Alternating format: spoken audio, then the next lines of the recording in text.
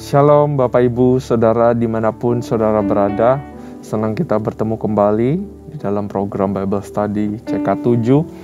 Hari ini kita akan belajar satu pasal yang adalah kata-kata terakhir daripada Daud.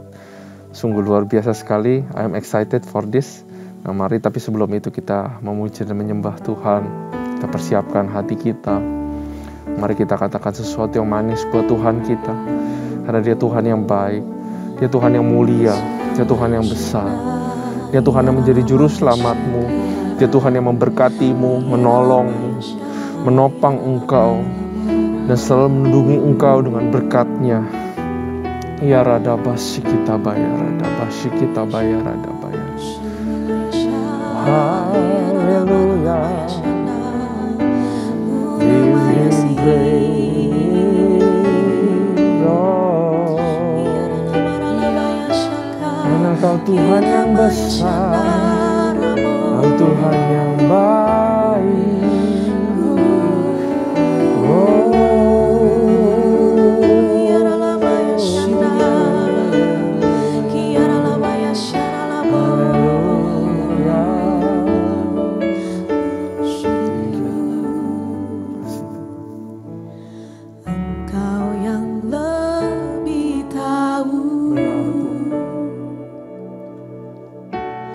Cara untuk membuka jalanku,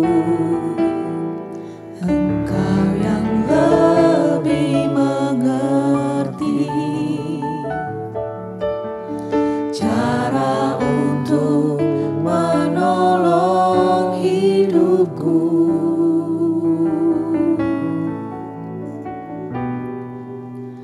Engkau yang lebih tahu. Cara untuk membuka jalanku, Engkau yang lebih mengerti. Cara untuk menolong hidupku, ku percaya Kau Tuhan yang tak pernah gagal, menjadikanku lebih dari pemenang. Ku percaya Kau Tuhan yang tak pernah lalai, menepati janji-janji-Mu. Ku percaya Kau Tuhan yang tak pernah gagal, menjadikan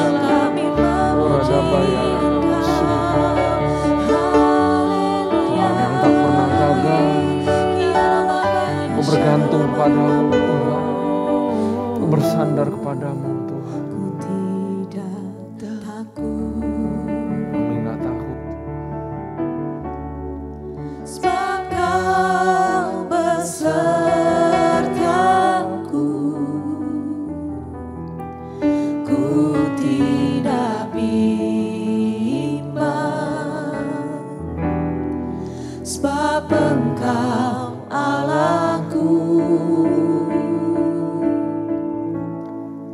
Engkau meneguhkanku,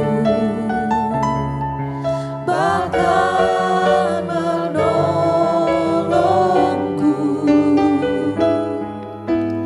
Kau batu karangku,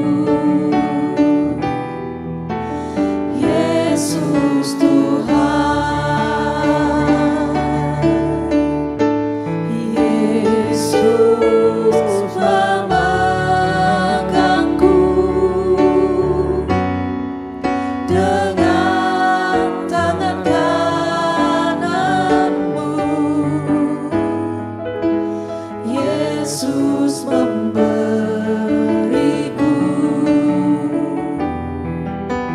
kemenangan. Yesus memegangku dengan tangan kananmu. Yesus memberiku kemenangan.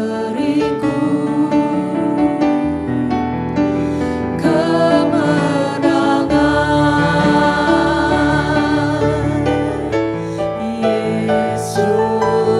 memegangku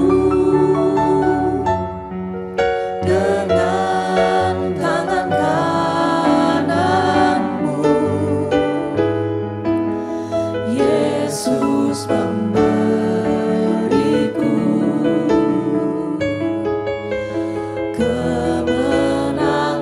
Yesus memegangku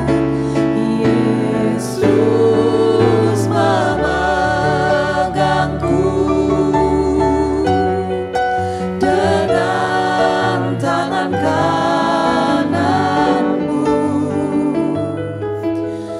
Yesus memberiku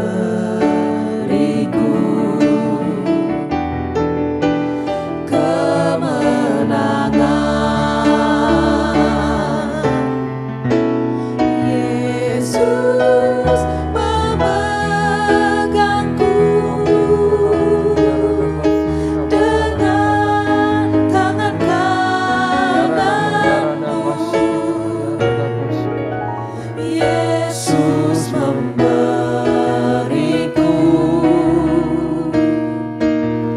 kemenangan. Yesus memegangku dengan tangan kananmu. Yesus memberiku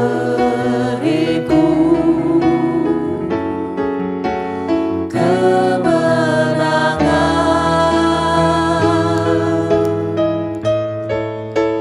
Yesus memberiku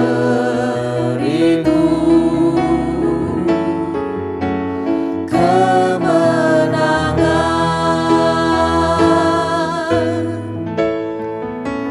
Yesus memberiku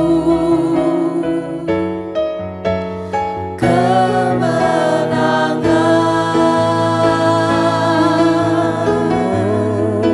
Yeremaya Shalom,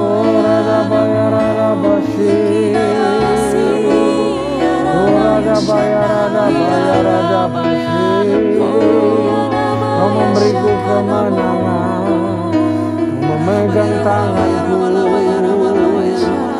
Thank you Jesus. Makasih Tuhan. Makasih ya Bapa. Tuhan, sertai kami dalam mempelajari firman Tuhan. Sembunyikan hamba-Mu di balik salib-Mu. Biar ada kata-kata yang baru keluar lagi Tuhan. Biar ada rema pengertian boleh dicerahkan oleh kuasa Roh Kudus bagi kami semua yang mau mendengar dan belajar, yang berbicara kepada masing-masing kami. Terima kasih Tuhan, hanya di dalam nama Tuhan Yesus. Haleluya. Amin. Shalom saudara, sekali lagi juga salam sukacita ya buat kita semua. Nah saudara sudah siap, kita akan belajar firman Tuhan kembali. Mari kita buka 2 Samuel pasal yang ke-23 ya. Kita siapkan 2 Samuel pasal yang ke-23 dengan perikop perkataan Daud yang terakhir. Nah saudara, kalau mau tahu perkataan Daud yang terakhir juga merupakan suatu perkataan yang bisa dibilang warisan kata-kata terakhir, tapi kita tidak bisa juga menggantungkan semuanya dengan perkataan yang terakhir, tapi bisa jadi perkataan yang terakhir merupakan perkataan yang paling penting, saudara. Ya, mari kita baca perkataan Daud yang terakhir, kita lihat apa yang ada di pikiran Daud. Inilah perkataan Daud yang terakhir, tutur kata Daud bin Isai dan tutur kata orang yang diangkat tinggi, orang yang diurapi Allah Yakub, pemazmur yang disenangi di Israel. Ya, jadi Daud memang orang yang sangat luar biasa, saudara. Ya, banyak sekali keteladanan yang kita bisa belajar daripadanya. Daud adalah orang yang diangkat tinggi sama Tuhan. Dia tidak mengangkat dirinya tinggi, saudara, tapi dia yang diangkat tinggi. Dari sini aja kita udah bisa belajar bahwa Tuhan itu bisa mengangkat kita tinggi saat kita terus mengejar hadirat Tuhan, saat kita terus mengejar hidup benar di hadapannya. Dan dia adalah orang yang diurapi. Hanya orang-orang yang diurapilah orang-orang yang bisa memenangkan banyak hal seperti Daud, saudara. Karena itu, janganlah kita jauh daripada Tuhan, tapi senantiasa kita terus berada di dalam urapan Tuhan. Jangan tinggalkan urapan Tuhan, saudara. Tapi kejar urapan daripada Tuhan. Kita belajar dari pemimpin sebelumnya, Saul kehilangan urapan karena dia tidak taat. Karena itu ketaatan adalah kunci daripada sebuah urapan. Ketidaktaatan adalah perginya sebuah urapan. Dan dia adalah pemazmur yang disenangi Israel. Jadi dia diangkat Tuhan, dia ada dalam urapan Tuhan, dan dia senantiasa bersyukur di hadapan Tuhan. Begitulah kata-kata terakhir yang mungkin kita bisa lihat bahwa Daud seperti itu orangnya. Nah ayat 2, roh Tuhan berbicara dengan perantaraanku, firman-Nya ada di lidahku.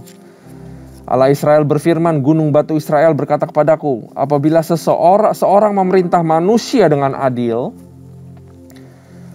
memerintah dengan takut akan Allah. Memerintah dengan adil itu apa? Artinya adalah memerintah dengan takut akan Tuhan atau takut akan Allah. Ia bersinar seperti fajar di waktu pagi. Pagi yang tidak berawan, yang sesudah hujan membuat berkilauan, rumput muda di tanah. Itu adalah orang-orang yang berjalan, memimpin, yang takut akan Tuhan. Bukankah seperti itu keluargaku di hadapan Allah, sebab ia menegakkan bagiku suatu perjanjian kekal, teratur dalam segala-galanya, dan terjamin. Sebab segala keselamatanku dan segala kesukaanku, bukankah dia yang menumbuhkannya? Tetapi orang-orang yang dursila, mereka semua seperti duri yang dihamburkan. Sesungguhnya mereka tidak terpegang oleh tangan. Tidak ada orang yang dapat mengusik mereka kecuali dengan sebatang besi atau gagang tombak. Dan dengan api mereka dibakar habis. Nah saudara perhatikan perikop selanjutnya sangat menarik. Pahlawan-pahlawan Daud. Saudara ingat di Gua Adulam mereka gak disebut pahlawan-pahlawan. Mereka disebut orang-orang barisan sakit hati, orang-orang yang punya utang, orang-orang yang punya masalah, yang udah gak punya jalan keluar. Semua kabur ke Gua Adulam, orang-orang yang tidak punya masa depan. Tapi kita sekarang lihat di 2 Samuel 23, orang-orang yang tidak punya masa depan ini menjadi pahlawan-pahlawan. Karena mereka mengikuti suatu kepemimpinan yang baik, kepemimpinan yang takut akan Tuhan. Kepemimpinan yang setia sama Tuhan. Sebenarnya pelajaran buat kita adalah dalam kita mencari tempat kita berakar, bersandar. Dalam kita mencari komunitas gereja, lihat pemimpin. Kalau pemimpinnya pemimpin yang takut akan Tuhan, setia, maka kita berada di tempat yang benar, saudara. Amin. Bisa melakukan kesalahan? Bisa. Tapi kalau dilihat semua rangkuman kehidupan Daud itu orang cepat bertobat. Kesalahan nggak menghindari kasih Tuhan daripada dia. Ya, Daud orang yang mengejar Tuhan, yang takut, yang mau taat. Mari kita Cari pemimpin seperti itu dan mari kita menjadi pemimpin yang seperti itu ya, saudara. Pahlawan-pahlawan Daud. Inilah nama pahlawan yang mengiringi Daud. Isibal, orang Hakmoni, kepala Triwira, ia mengayunkan tombaknya melawan 800 orang yang tertikam mati dalam satu. Wah, ini orang bisa bunuh 800 orang. Isibal, aduh luar biasa banget saudara. Dan sesudah dia Eleazar anak Dodo, anak seorang Ahohi, ia termasuk 3 pahlawan itu. Ia ada bersama-sama Daud ketika mereka mengolok-olok orang Filistin yang telah berkumpul di sana untuk berperang, padahal orang-orang Israel telah mengundurkan diri. Tetapi ia bangkit dan membunuh demikian banyak orang Filistin sampai tangannya lesu dan tinggal melekat pada pedangnya. Tuhan memberikan pada hari itu kemenangan yang besar. Rakyat datang kembali mengikuti dia hanya untuk merampas. Sesudah dia sama anak Age orang Harari ketika orang Filistin berkumpul di Lehi. Di sana ada sebidang tanah, ladang penuh kacang merah, dan tentara telah melarikan diri dari hadapan orang Filistin. Maka berdirilah ia di tengah-tengah ladang itu. Ia mempertahankannya dan memukul kala orang Filistin. Demikian diberikan Tuhan kemenangan yang besar. Sekali datanglah 3 orang dari ke-30 kepala mendapatkan Daud. Menjelang musim menuai dekat gua Adulam, sedang pasukan orang Filistin berkemah di lembah Refaim. Pada waktu itu Daud ada di dalam kubu gunung dan pasukan pendudukan orang Filistin pada waktu itu ada di Bethlehem. Lalu timbullah keinginan pada Daud dan ia berkata, sekiranya ada orang yang memberi aku minum air dari perigi Bethlehem yang ada dekat pintu gerbang. Itu keinginan hati Daud waktu itu. Dia sedang mereka-reka, sedang mengingatnya. Lalu ketiga pahlawan itu menerobos perkemahan orang Filistin. 3 orang ini bisa dibilang 3 pahlawan gila saudara, yang keberaniannya luar biasa sekali. Mereka menimba air dari perigi Bethlehem yang ada dekat pintu gerbang, mengangkatnya dan membawanya kepada Daud. Tetapi Daud tidak mau meminumnya, melainkan mempersembahkannya sebagai korban curahan kepada Tuhan. Katanya, jauhlah daripadaku ya Tuhan untuk berbuat demikian. Bukankah ini darah orang-orang yang telah pergi dengan mempertaruhkan nyawanya? Dan tidak mau ia meminumnya. Itulah yang dilakukan ketiga pahlawan itu. Siapa itu? Abisai, adik Yoab, anak Zeruya. Dialah kepala ke-30-an orang itu. Dan dialah yang mengayunkan tombaknya melawan 300 orang yang mati di tigamnya. Ia mendapat nama di antara ke-30 orang itu. Bukankah ia yang paling dihormati di antara ke-30 orang itu? Memang ia menjadi pemimpin mereka, tetapi ia tidak dapat menyamai Triwira itu. Selanjutnya Benaya bin Yoyada, anak seorang yang gagah perkasa, yang besar jasanya, yang berasal dari Kabzel. Ia menewaskan kedua pahlawan besar dari Moab.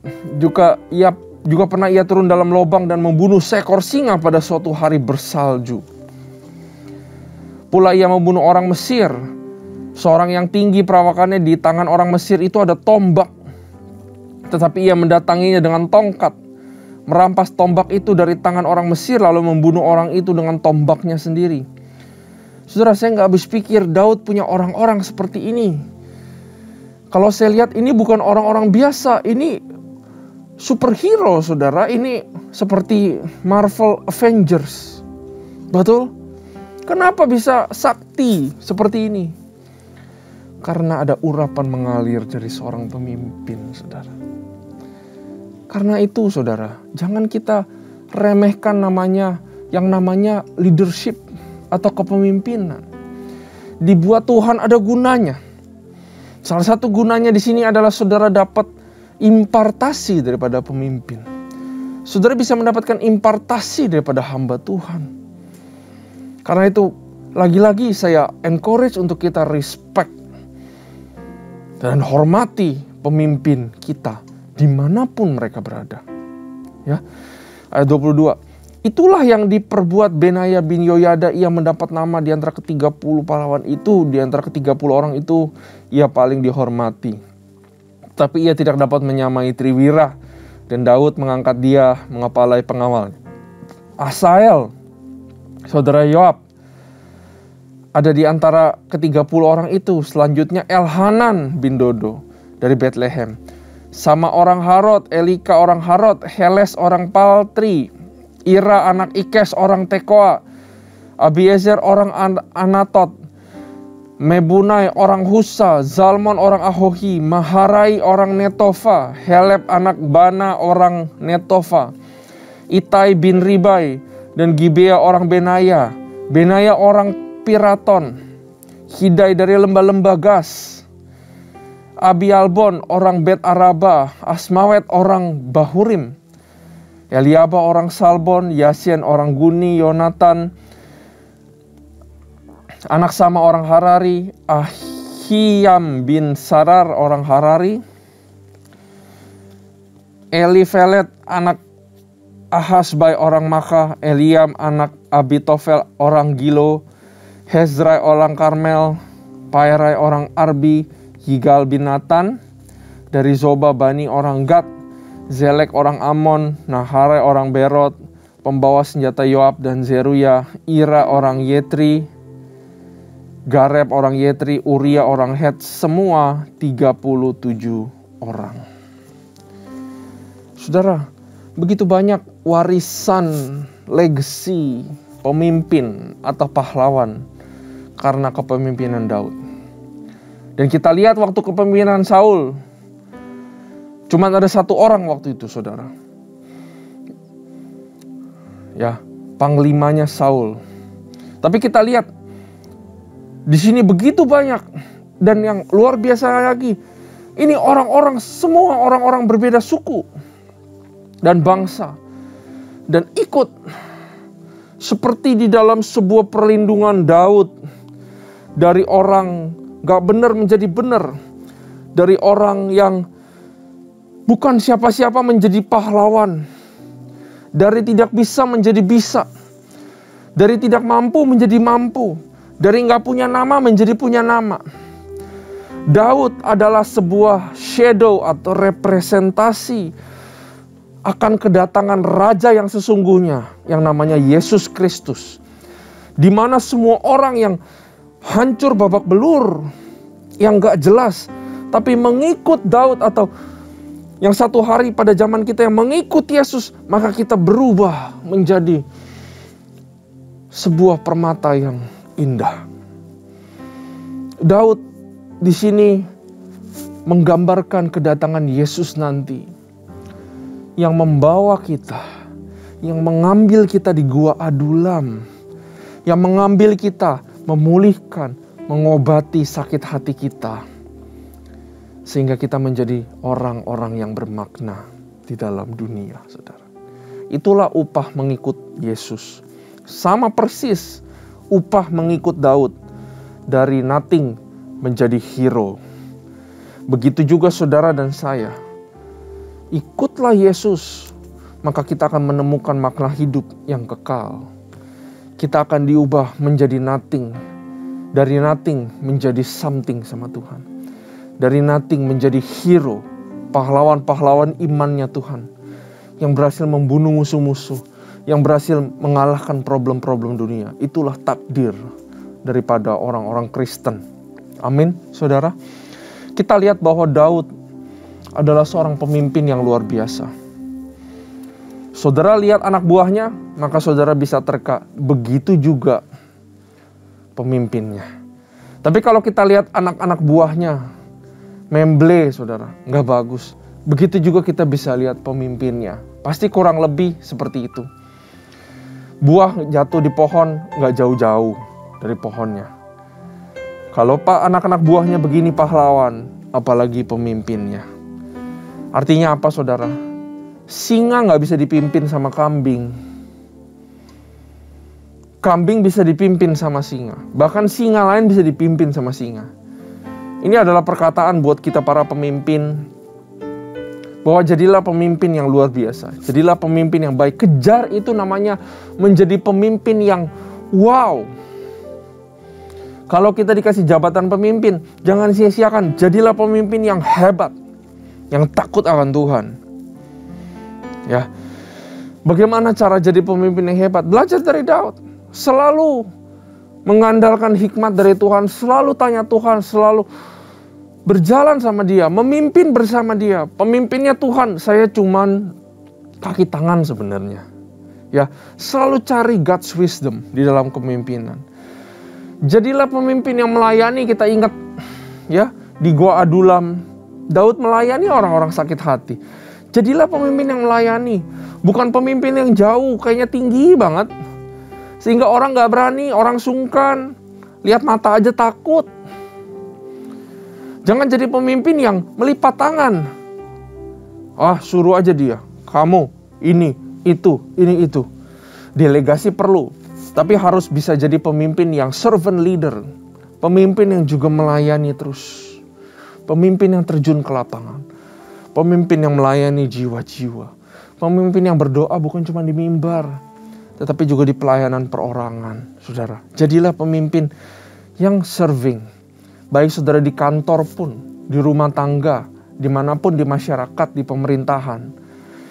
Jangan mau jadi orang yang terlalu tinggi sehingga melipat tangan, tapi terus menjadi pemimpin servant leader yang mau berbaur kepada orang-orang yang di bawah. Itulah Yesus, bukan? Ya. Jadilah pemimpin yang membangun hubungan. Daud membangun hubungan. Daud sebutin satu-satu mereka ngapain aja. Daud tahu anak-anaknya ngapain aja. Ada pemimpin yang gak tahu anak-anaknya ngapain aja. Ada pemimpin yang gak tahu kalau anaknya udah pindah kerja, anaknya udah ini, anaknya udah itu.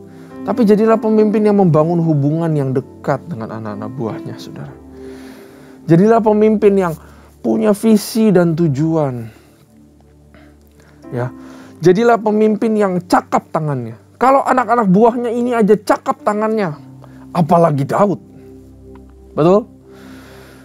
Jadilah pemimpin yang cakap tangannya. Gak pernah berhenti belajar. Selalu belajar, selalu develop skill. Baik itu soft skill, baik itu hard skill. Itulah bagaimana kita menjadi pemimpin yang baik. Ya, kita lihat kepemimpinan Daud. Di dalam kehidupannya, dia selalu mengandalkan Tuhan. Yang mengandalkan Tuhan seperti ini aja, dia kan tertulis, saudara. Apabila seorang memerintah manusia dengan adil, memerintah dengan takut akan Tuhan. Daud kejar prinsip ini, memerintah dengan takut akan Tuhan. Begini aja, dia masih bisa jatuh, betul? Dia berzina dengan Betsheba, dia bunuh Uria. Dia berlindung pernah sama Raja Filistin, orang Gad. Ya. Dia melewati perintah di Levitikus, di Imamat. Dia punya istri banyak. Ya. Daud raja yang baik, tapi bukan bapak yang baik. Dia gak disiplinkan anaknya. Ada kekurangan-kekurangan Daud. Ya, nanti di pasal selanjutnya kita akan lihat. Ya, Daud berdosa lagi kepada Tuhan karena sensus Israel. Orang yang sudah kejar Tuhan sedemikian rupa aja masih bisa jatuh. Apalagi kalau kita nggak kejar Tuhan serius, saudara. Itu udah bukan jatuh lagi, saudara. Kita udah siap-siap nyemplung ke dalam jurang. Ya, ini menjadi peringatan keras buat kita. Bahwa senantiasa mengejar hadirat Tuhan, mengejar kebenaran, berpegang kepada kebenarannya Tuhan. Nah, kenapa di akhir-akhir Samuel, akhir-akhir kata Daud, dia memberikan satu perikop Roh Kudus, pahlawan-pahlawan Daud. Karena bukan cuma kepemimpinan baik, hebat, punya hasil yang luar biasa, yang top. Tapi kepemimpinan yang luar biasa adalah kepemimpinan yang bisa menghasilkan generasi-generasi baru yang luar biasa. Ada saatnya, saudara, kita copot semuanya dan kita bilang, bukan saya yang hebat. Yang hebat adalah dia, karena dia ini. Yang hebat adalah si ini. Yang hebat adalah si ini. Yang hebat adalah si ini. Yang hebat adalah si ini. Dan aku bersyukur Tuhan taruh orang-orang hebat di kiri kananku. Sehingga ministriku, pelayananku, pekerjaanku, perusahaanku semua berhasil. Semua karena kemuliaan Tuhan. Hasilkanlah legacy yang baik. Di dalam kepemimpinan, dalam gereja, dalam perusahaan. Dalam keluarga, nomor satu, lebih-lebih lagi. Ya, ajarkanlah anak-anak kita. Bukan warisan dunia yang kita kejar dan kita siapkan buat mereka. Bukan fasilitas yang kita siapkan buat mereka. Bukan wadah yang kita siapkan buat mereka. Bukan kekayaan, bukan deposit, bukan rumah, bukan gereja yang besar yang kita kasih kepada keturunan kita, kepada penerus-penerus kita. Tapi yang paling penting adalah kita berikan yang namanya warisan rohani kepada keturunan-keturunan kita. Kita ajarkan berdoa. Kita ajarkan kekuatan daripada doa. Daud berdoa terus di depan rakyat. Kita ajarkan kekuatan karakter Kristus kepada keturunan kita, penerus-penerus kita. Kejadian di Gua Adulam, semua orang belajar, ini karakternya luar biasa si Daud. Betul? Ajarin kebenaran. Daud gak malu ditegur sama Nabi. Dia bertobat. Dia gak malu. Ajarkan kebenaran, ajarkan kesadaran, ajarkan pertobatan, ajarkan kata-kata yang membangun, ajarkan bermazmur, ajarkan memuji Tuhan, ajarkan kepada penerus kita bahwa hubungan sama Tuhan adalah segala-galanya. Ajarkan mengasihi, ajarkan memberikan waktu buat anak-anak kita. Ya, lebih lagi saudara yang punya anak, ajarkan anak-anak kita untuk mengenal Tuhan. Dari masa kecilnya, saudara. Warisan rohani dan bukan warisan iman. Biarlah keturunan kita, penerus-penerus kita, our legacy, juga menjadi orang yang takut akan Tuhan. Amin. Mari kita berdoa. Tuhan, terima kasih. Sungguh berharga Tuhan. Pelajaran tentang legacy, tentang kehidupan Daud. We are overwhelmed karena hal-hal yang Kau bukakan kepada kami. Bukakan terus Tuhan hal-hal ini kepada kami. Bukan kami mengerti, bukan kami belajar aja, tapi kami juga bisa praktekkan dalam kehidupan kami. Terima kasih Tuhan. Terima kasih Bapa. Terima kasih Yesus, terima kasih Roh Kudus. Hanya di dalam nama Tuhan Yesus kami berdoa. Haleluya. Amin. Tuhan Yesus memberkati.